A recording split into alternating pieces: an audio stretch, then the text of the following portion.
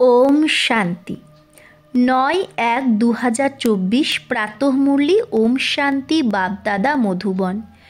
বাবা বলেছে, মিঠে বাচ্চে, এই পুরুষোত্তম সঙ্গম যুগে পুরুষোত্তম হওয়ার পুরো পুরুষার্থ করো। যতটা পারো ইয়াদ আর পড়ার উপরে অ্যাটেনশান দাও। প্রশ্ন, তোমরা বাচ্চারা অনেক বড় ব্যাপারী মানে বিজনেসম্যান। তোমাদের সদা কোন কথার উপর ধ্যান দিয়ে বিচার করা উচিত? উত্তর, সদা ঘাটা আর ফায়দার ওপর বিচার করো, লাভ আর লোকসানের ওপর বিচার করো। যদি এর ওপর বিচার না করো তাহলে প্রজার মধ্যে দাসদাসী হতে হবে। বাবা 21 জন্মের রাজত্বের যে বর্ষা দিচ্ছে তাকে হারিয়ে ফেলবে। তাই বাবার সাথে পুরো সওদা করতে হবে। বাবা হলো দাতা। তোমরা বাচ্চারা সুদামার মতো চাওয়াল মুঠি দাও, এক মুঠো চাওয়াল দাও সুদামার মতো, আর তার পরিবর্তে বিশ্বের বাদশাহী নাও। তাহলে আমাদের সদা আমাদের লাভ আর লোকসানের বিচার করা উচিত, যে আমার সারাদিনে কতটা আমি জমালাম আর কতটা আমার ব্যর্থ নষ্ট হলো। তো যদি আমরা এই জমার খাতা না চেক করি তাহলে কি হবে? ঘাটাই হতে থাকবে আর প্রজার মধ্যে গিয়েও দাসদাসী হতে হবে। তো ওম শান্তি। বাচ্চারা এখানে বসে আছে, এটা হলো স্কুল। এটা কোনো সৎসঙ্গ নয়। মহন্ত, ব্রাহ্মণ বা কোনো সন্ন্যাসী সামনে বসে নেই, তাই না? এখানে কোনো মহাত্মা, ব্রাহ্মণ, সন্ন্যাসী বসে আছে নেই। ভয়ের কোনো ব্যাপারই নেই যে বলে না স্বামী নারাজ হয়ে যাবে, গুরু নারাজ হয়ে যাবে, তাই এখানে সেই ভয়ের ব্যাপারই নেই। ভক্তি মার্গে যখন কোনো সাধু সন্ন্যাসীকে ঘরে ডাকে তো তার পা ধুয়ে সেই জল খায়। তো কিন্তু এখানে তো বাবা না, ঘরে বাচ্চা কখনো বাবাকে ভয় পায় কি? তোমরা তো সাথে খাও দাও খেলো। সন্ন্যাসী গুরু আদির সাথে এরকম করতে পারো কি? করেছো কখনো? সেখানে তো সারাদিন গুরুজি গুরুজি করতে থাকে। আর এখানে তো এরকম করার দরকার নেই। এখানে তো এ বাবা, গুরুর থেকে নিজের বর্ষা, টিচারের থেকে তার বর্ষা পাওয়া যায়। তো গুরুর থেকে গুরুর বর্ষা, টিচারের থেকে টিচারের বর্ষা পাওয়া যায়। আর বাবার থেকে তো প্রপার্টি পাওয়া যায়, সম্পত্তি। বাচ্চা জন্ম হলো আর ওয়ারিস হলো।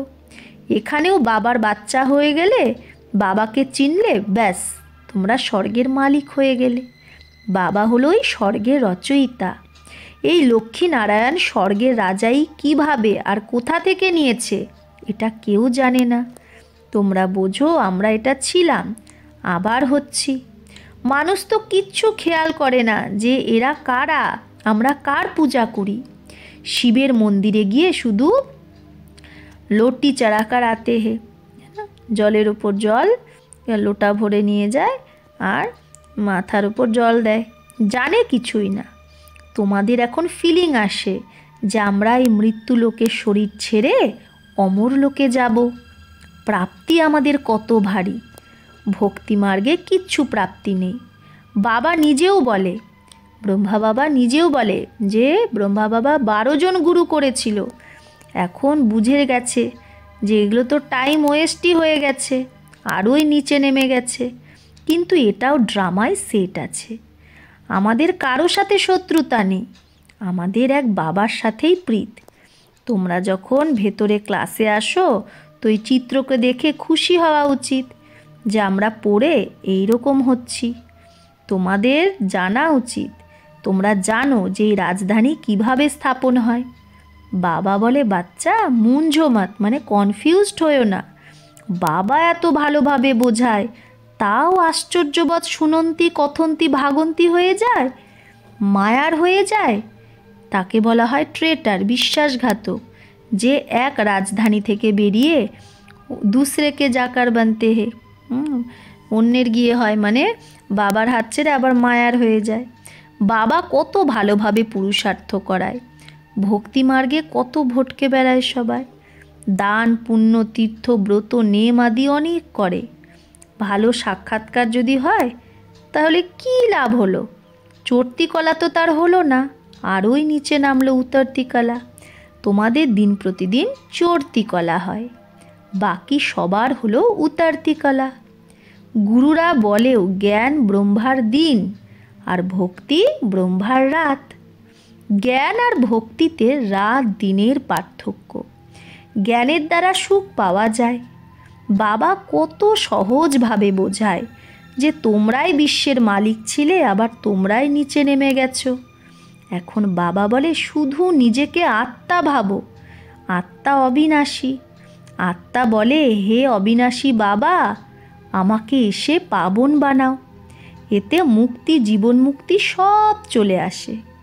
তোমরা এখন বোঝো ভক্তিতে আমরা কিচ্ছু জানতাম না, খুঁজতে থাকতাম, গাইতেও থাকে না হে ভগবান রেহেম করো, কৃপা করো।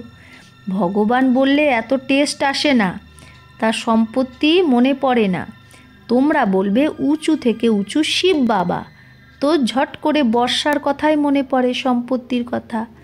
এখন তোমরা বোঝো যে এটা হলো রাবণ রাজ্য, রামরাজ্য হয় সত্যযুগে। এখন তো কলিযুগ, সত্যযুগে খুব অল্প মানুষ ছিল, এক আদি সনাতন দেবী দেবতা ধর্ম ছিল, সুখ শান্তি ছিল। এখানে মানুষ শান্তির জন্য ভটকে বেড়ায় এদিকে ওদিকে, কত খরচা করে কনফারেন্স আদিতে। তোমরা তাদেরকে লিখতে পারো যে শান্তির সাগর, পবিত্রতার সাগর, সম্পত্তিরও সে সাগর, সব কিছু তার থেকেই পাওয়া যায়।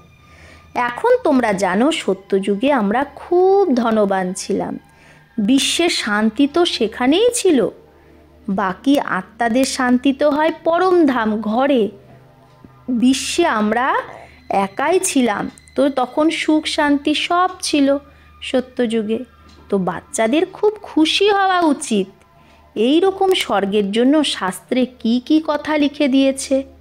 এখন বাবা বলে আমি তোমাদের এত বোঝাই যে তোমাদের কারো কাছে প্রশ্ন আদি জিজ্ঞেস করার দরকারই থাকে না। প্রথমে তো মাম একাম ইয়াদ করো, এক আমাকে স্মরণ করো। তোমরা ডাকো পতিতকে এসে পাবন বানাও, অর্থাৎ পুরানো দুনিয়াকে এসে নতুন বানাও। কিন্তু অর্থ কিচ্ছু বোঝো না, অর্থ কিচ্ছুই বোঝে না। সুত মুঞ্ঝা হুয়া হে, সবার আত্মারূপী জ্যোতি নিভে গেছে, এখন সুলঝানা পড়তা হে। বাবা বলছে এখন সেই জ্যোতিকে জাগাতে হবে। ভক্তিতে কত চিত্র বানায়, কৃষ্ণকে চক্র দিয়ে দেয়, যার দ্বারা অকাসুর বকাসুরকে মেরেছে বলে। আরে কৃষ্ণ কি হিংসক ছিল নাকি? আবার কৃষ্ণের জন্য বলে অমুককে ভাগিয়েছে, ডবল হিংসক বানিয়ে দিয়েছে, তাই না? তাকে কত রকমের হিংসক বানিয়েছে, কামবিকারেও তাকে ফেলে দিয়েছে, আবার ক্রোধেও। ওয়ান্ডার না? যারা শাস্ত্র বানায় তাদের বুদ্ধির কামাল যে কৃষ্ণকেও ডবল হিংসক দেখায়। আবার তাকে বলে ব্যাস ভগবান। এখন বাবা বলে আমাকে স্মরণ করো আর দৈবী গুণ ধারণ করো, আর কোনো ব্যাপার নেই। তোমাদের যোগে বসানো হয়, কারণ অনেকেই আছে যারা বাবাকে স্মরণ করে না, নিজের ধান্দাতেই থাকে, তাদের টাইমই নেই। কিন্তু এতে তো কাজ আদি করতেও, কাজকর্ম করতেও বুদ্ধিতে ইয়াদ রাখা উচিত, ইয়াদ করা উচিত বাবাকে। তোমরা এক মাসুক, মানে বাবা হলো মাসুক আর প্রিয়তম, আর আমরা হলাম বাবার আশিক, প্রিয়তমা। এখন বাবা বলছে আমি তোমাদের বলছি যে অন্য সব সঙ্গ ছেড়ে এক আমাকে স্মরণ করো, আমার সঙ্গ জোড়ো। খাতে পিতে, খেতে বসতে উঠতে শুধু এই অভ্যাস তৈরি করো যে আমি আত্মা, আর বাবাকে ইয়াদ করো। বাবা তোমাদের কত উঁচু বানায়, তোমরা এই পাই পয়সার কথা মানো না, আমাকে স্মরণ করো না। তো বাবা বলছে এত ছোট কথাটা তুমি মানছো না, আমাকে ইয়াদ করছো না। তো বাবা বলছে আপনি বাল বাচ্চো কো করতে হো, মুঝে নেহি কর সকতে হো। নিজের বাচ্চা কাচ্চা আদিকে খুব তুমি স্মরণ করো, কিন্তু আমাকে তুমি ইয়াদ স্মরণ করতে পারো না। বাস্তবে নিষ্ঠা অক্ষর বলা রং, মানে ধ্যান অক্ষর বলাটা রং। বাবা ডাইরেক্ট এসে বলে মাম একাম ইয়াদ করো। কল্প আগেও সম্মুখ বাবাই বুঝিয়েছিল। এখন বোঝায় মিঠে মিঠে বাচ্চা, কল্প পরে আমার সাথে সে মিলিত হওয়া বাচ্চারা, লাডলে বাচ্চা, এখন তোমাদের 84 জন্ম পুরো হয়েছে। এখন ফেরত যাওয়ার জন্য তোমাদের অবশ্যই পবিত্র হতে হবে। বিকারে যাওয়ার কারণেই তো তোমরা অনেক পতিত হয়ে গেছো। পাবন যদি না হও তাহলে পদও কম পাবে। নিজেকে আত্মা ভেবে বাবাকে ইয়াদ করো আর 84 চক্রকেও ইয়াদ করো। এটাই সদর্শন চক্র। এর অর্থ কেউ জানে না। মুখ দিয়ে জ্ঞান শঙ্খ বাজানো উচিত। এটা হলো জ্ঞানের কথা। এটা তোমাদের বেহদের বাবা, স্বর্গের রচয়িতা। বাবাকে ইয়াদ করো তো তোমাদের চর্তিকলা হয়ে যাবে। কত সহজ কথা এটা। তোমরা বাচ্চারা এখন বোঝো যে এটা বানায়া ড্রামা। প্রত্যেক 5000 বছর পরে বাবা আসে। এখন ভালোভাবে পুরুষার্থ করো। তোমরা ধনের পিছনে কেন মরো? মাথা কেন মারো ধনের পেছনে? বাবা বলছে, আচ্ছা মাসে যদি 1 লাখ 2 লাখ টাকাও কামাও, কিন্তু এগুলো সব শেষ হয়ে যাবে। বাল বাচ্চে খানে वाले ही नहीं रहेंगे। তোমার সন্তান, বাচ্চা কাচ্চা যারা খাওয়ার তারাই তো থাকবে না। লোভ থাকে না যে আমার এত টাকা, এটা আমার ছেলে মেয়ে নাতি নাতনি আরও তারপরে জেনারেশন খাবে। এরকম না, পুনর্জন্ম সবাই ওই কুলেই নেবে। তো এরকম না যে পুনর্জন্ম সবাই ওই কুলেই নেবে। পুনর্জন্ম পাতা নেহি কাহা কাহা লেতে হে। একটা আত্মা শরীর ছেড়ে পুনর্জন্ম কত কত পরিবারে নিচ্ছে। তোমরা তো 21 জন্মের বর্ষা পাও। যদি কম পুরুষার্থ করো তো প্রজাতে দাস দাসী গিয়ে হবে, তো কত লোকসান হয়ে যাবে। তো লোকসান, ঘাটা আর ফায়দা, লাভের বিচার করো। বিজনেসম্যানরা পাপও অনেক করে, তো কিছু না কিছু আবার ধর্মাও নিকালতে হে, ধর্মের কাজেও লাগায় ধন। তো আর এখানে তো অবিনাশী জ্ঞানরত্নের বিজনেস, যেটা কোনো বিড়লাই করে না। অবিনাশী জ্ঞানরত্নের বিজনেসটা খুব কম মানুষই করে। এই সওদা ডাইরেক্ট বাবার সাথেই করতে হবে। বাবা দেয় জ্ঞানরত্ন, সে তো দাতা। বাচ্চারা 1 মুঠো চাল দেয়, আর বাবা তো দেয় বিশ্বের বাদশাহী বেহদের। তার তুলনায় এই 1 মুঠো চাল কিছুই না, তাই না? বাবা বলছে বাবা আমাদের বেহদের বাদশাহী দিচ্ছে, তার পরিবর্তে আমরা যা দিচ্ছি সেটা 1 মুঠ চালের মতোই। তোমরা সব হলে সুদামা। কি দিচ্ছ আর কি তার পরিবর্তে নিচ্ছ? বিশ্বের বাদশাহী নিয়ে বিশ্বের মালিক হও। বুদ্ধি বলে এক ভারতখণ্ডই হবে, প্রকৃতিও নতুন হবে, আত্মাও শতপ্রধান হবে। সত্যযুগে তোমরা দেবতারা ছিলে, তো তোমরা পিওর সোনা ছিলে। আবার ত্রেতাতে অল্প চাঁদি আত্মার মধ্যে পড়ে যায়, মানে খাদ, তাকে সিলভার এজ বলা হয়। ত্রেতাকে সিঁড়ি নিচেই নামতে থাকে। এই সময় তোমরা হলে অনেক উঁচু। বিরাট রূপের চিত্রও আছে, কিন্তু তার অর্থ বোঝে না। কত ঢের চিত্র। কেউ ক্রাইস্টের চিত্র রাখে, তো কেউ সাই বাবার চিত্র রাখে। মুসলমানও কবি মুসলমানদেরও গুরু করে, আবার সেখানে গিয়ে শরাব কি মেহফিল করতে হে। মুসলমানদের গুরুও করে, আবার সেখানে গিয়ে মদের সভাগ বাসায়। বাবা বলবে কত অজ্ঞান অন্ধকার। এগুলো সব হলো ভক্তির অন্ধকার। সঙ্গকে খুব সামলাতে হবে।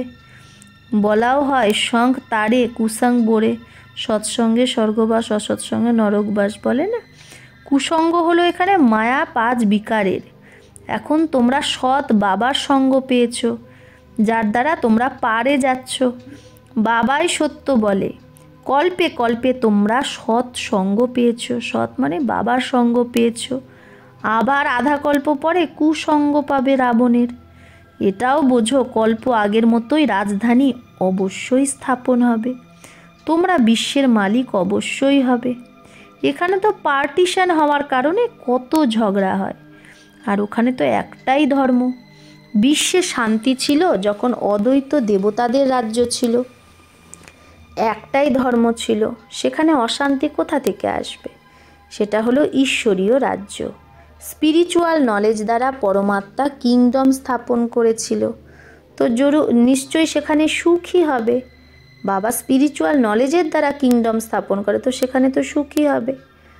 বাবার বাচ্চাদের ভালো লাগে না, তো বাবার তো প্যার বাচ্চাদের সাথেই থাকে। বাবা বলে আমি জানি তোমাকে কত ধাক্কা খেতে হয় ভক্তিতে, ভাবে ভগবান কোনো না কোনো রূপে চলে আসবে। কখনো সে কি দেখায়, ষাঁড়ের ওপর সবারি ভি দিখাতে হে, ষাঁড়ের ওপর এসেছে। এখন বেল পর কভি সবারি হতি হে ক্যা? ভগবান কি কখনো ষাঁড়ের উপর আসে? কত অন্ধকার, কত অজ্ঞানরূপী অন্ধকার। তো তোমরা বাচ্চারা এখন সবাইকে বলো যে বাবা সবাইকে বর্ষা দিতে এসেছে, ব্রহ্মা দ্বারা নতুন দুনিয়া স্থাপনা হচ্ছে। বাবা সদা বট গাছের উদাহরণ দেখ। এমনিতে বট গাছের যে ফাউন্ডেশন সেটাই বাবা বলছে, वैसे इनका भी जो फाउंडेशन, বাবা হচ্ছে বট গাছের সাথে তুলনা করছে যে কল্পবৃক্ষের যে ফাউন্ডেশন সেটা আবার স্থাপন হচ্ছে, আর কোনো ধর্ম এরপর থাকবেই না। ভারত হলো অবিনাশী খণ্ড আর অবিনাশী তীর্থ, বাবার বার্থ প্লেস না। বাবা মিষ্টি মিষ্টি বাচ্চাদের কত ভালোবেসে বোঝায়, টিচার রূপে পড়ায়। তোমরা বাচ্চারা পড়ে আমার থেকে উঁচু চলে যাও, আমি তো রাজাই নিই না, বাবা বলছে। তোমরা আমাকে কখনো স্বর্গে ডেকেছো কি যে এসো আমি তোমাকে স্বর্গে পাঠিয়ে দিই? আমরা কখনো স্বর্গে বাবাকে ডাকি না, বাবা আমাদের স্বর্গে পাঠিয়ে নিশ্চিন্তে থাকে। কত মজার খেলা এটা। বাবা বলে আচ্ছা বাচ্চে জিতে রহো, বেঁচে থাকো, মানে বাবার এই জ্ঞানে থাকো। আমরা বানপ্রস্থ অবস্থায় हम वानप्रस्थ अवस्था में जाकर रहता हूँ। তো বাবাও যখন আমাদের সত্যযুগে পাঠিয়ে দেয় বলে জিতে রহো, আর আমি বানপ্রস্থ অবস্থায় গিয়ে সেখানেই থাকি। মানে বাবা বলে আমি পরমধামে আছি, তোমরা রাজত্ব করো। বাবা বলে এখন তো এই প্রাকৃতিক বিপর্যয় আফতে আমাদের মাথার উপর দাঁড়িয়ে আছে, তাই পুরুষোত্তম হওয়ার এই পুরুষোত্তম সঙ্গম যুগে পুরো পুরুষার্থ করতে হবে। বাবাকে ইয়াদ করার পুরুষার্থ করতে থাকো, তো বিকর্ম বিনাশ হবে, আর যতটা যে পড়বে সে তত উঁচু কুলে যাবে। বাবা বলেন আপনি ঘোট তো নশাচারে, নিজেকে যত নিজের মধ্যে কি জ্ঞানের মনন চিন্তন করবে তত নেশা চড়বে। সদা বাচ্চারা বাবার থেকেই বর্ষা পায়, লৌকিকেও তো বাচ্চারাই পায় না, বাকি কন্যা দান হয়। এখানে তো সব আত্মারাই বর্ষা পায়, তাও বেহদের বর্ষা। তো এর ওপর পুরো ধ্যান দেওয়া উচিত। ভগবান পড়াচ্ছে, তাহলে একদিনও মিস করা উচিত নয়। বাবাকে বাচ্চারা বলে আমার টাইম নেই, আরে আত্মা কো ফুরসত নেই হে মেরে সে পড়নে লিয়ে। বাবা বলছে আত্মার টাইম নেই আমার কাছে পড়ার, এটা বলতে লজ্জা আসে না? अच्छा, मीठे मीठे सिकिलधे बच्चों प्रति माता पिता बाप दादा का याद प्यार और गुड मॉर्निंग। रूहानी बाप की रूहानी बच्चों को नमस्ते। हम रूहानी बच्चों की रूहानी माता पिता बाप दादा को याद प्यार गुड मॉर्निंग और नमस्ते नमस्ते नमस्ते। शुक्रिया बाबा, आपको लाख लाख शुक्रिया। धारणार जन्य मुख्य सार एक, संग থেকে নিজেকে খুব সামলাতে হবে। এক সৎ বাবার সঙ্গ করতে হবে। মায়া পাঁচ বিকারের সঙ্গ থেকে খুব দূরে থাকতে হবে। 2, পড়ার উপর পুরো ধ্যান দিতে হবে। নিজের মস্তিতে থাকো। বলা হয় আপনি ঘোট তো নেশাচরে, নিজের ভেতরে যত মনন চিন্তন করবে তত নেশা চড়বে। একদিনও পড়া মিস করো না। বরদান, সেবায় স্নেহ আর সত্যতার অথরিটির ব্যালেন্স দ্বারা সফলতা মূরত ভব। সেবায় স্নেহ আর সত্যতার অথরিটির ব্যালেন্স দ্বারা সফলতা মূরত ভব। যেরকম এই ঝুট খণ্ডে ব্রহ্মা বাবাকে সত্যতার অথরিটির প্রত্যক্ষ স্বরূপ দেখেছ, তো এই ঝুট খণ্ডের মধ্যেও আমরা ব্রহ্মা বাবাকে কি দেখেছি? সত্যতার অথরিটি, এই প্রত্যক্ষ রূপ আমরা ব্রহ্মা বাবার মধ্যে দেখেছি। তার অথরিটির বল কখনো অহংকারের ভাষণা দেয় না। ব্রহ্মা বাবা অথরিটি নিয়ে কথা বলতো, কিন্তু সেটা কখনো অহংকারের অনুভব করায়নি। অথরিটির বলে স্নেহ মিশেছিল। অথরিটির বল শুধু পেয়ারা ছিল না, প্রভাবশালীও হয়, তাই না? অথরিটির বল কীরকম হয়? শুধু পেয়ারা হয় না, সাথে প্রভাবশালীও হয়। তো ফলো ফাদার করো। স্নেহ আর অথরিটি, নির্মাণতা আর মহানতা দুটোই যেন সাথে সাথে দেখা যায়। তো আমাদের বাণীতে যেন স্নেহ, অথরিটি, নির্মাণতা, মহানতা দুটোই দেখা যায়। বর্তমান সময় সেবায় এই ব্যালেন্সকে আন্ডারলাইন করো। কোন ব্যালেন্স? স্নেহ আর সত্যতার, অথরিটির ব্যালেন্স। তবেই সফলতা মূরত হয়ে যাবে। কথার মধ্যে যেন স্নেহও থাকে, আবার সত্যতার, অথরিটিও থাকে, তাহলে সফলতা মূরত হয়ে যাবে। স্লোগান, মেরে কো তেরে মে পরিবর্তন করনা, আমারকে তোমারে পরিবর্তন করা, এটাই হলো ভাগ্যের অধিকার নেওয়া। যত আমার আমার করব, তত কি হয়ে যাবে? আমরা ভাগ্য থেকে বঞ্চিত হব। তাই বাবা বলছে আমারকে তোমারে পরিবর্তন করো, বাবা সব কিছু তোমার। তাহলে এটাই হলো ভাগ্যের অধিকার নেওয়া। অব্যক্তি সাইলেন্স দ্বারা ডবল লাইট ফরিস্তা স্থিতির অনুভব করো। প্রথমে নিজের দেহের লাগাব, দেহের যে লাগাব আছে না, সেটাকে খতম করো, শেষ করো। তো সম্বন্ধ আর পদার্থের লাগাব অটোমেটিক খতম হয়ে যাবে।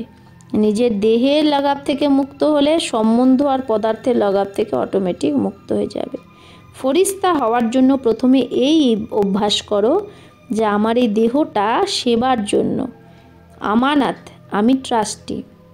এই দেহটা কি সেবার জন্য ভগবান দিয়েছে, এটা আমানত, সম্পত্তি, আমি ট্রাস্টি, তো এটা সামলাচ্ছি। তাহলে দেখো ফরিস্তা হওয়া কতটা সহজ লাগে। যখন এই দেহটাকে আমি ভাববো যে এটা সেবার জন্য আমি পেয়েছি, এটা একটা সম্পত্তি পেয়েছি, তো আমি ট্রাস্টি, আমি এই দেহের ট্রাস্টি, নিমিত্ত হয়ে দেহটাকে সামলাচ্ছি, তাহলে দেখবে ফরিস্তা হওয়া কত সহজ অনুভব হয়। আচ্ছা, ওম শান্তি।